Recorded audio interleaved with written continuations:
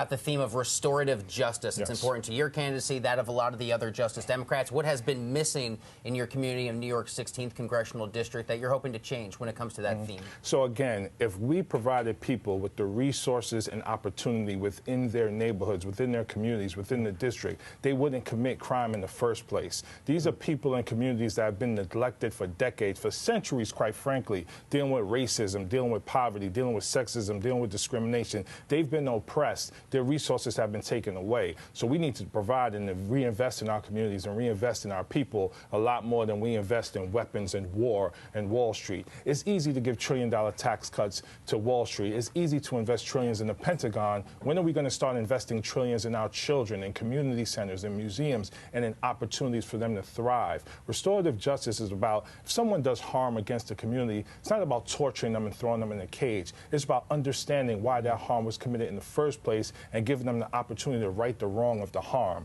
That's what restorative justice is all about, and that's how we rebuild our criminal justice system. You mentioned their weapons. I have to ask about a tweet of yours from not that long ago. You said you're now making the argument at times about disarming the police. What does that look fundamentally? Because that in and of itself may be a bit jarring to people who would be otherwise unfamiliar with that as a concept. What are you calling for? We need to have a real conversation about gun control in our nation. How do illegal guns get into our communities in the first place, right? So I'll go back to what I said before. We take away the resources, but we bring in illegal guns and illegal drugs. What are people going to do in those circumstances? So let's have a real conversation. Let's figure out how to get the illegal guns off the street, and let's grow our non-emergency police force. I mean, how many people are dying because of police violence across the country? That's unacceptable. We need to have independent investigators, and we need to grow our non-emergency police force so when we respond to someone with a mental health challenge or a domestic challenge that is nonviolent, we respond in a nonviolent way.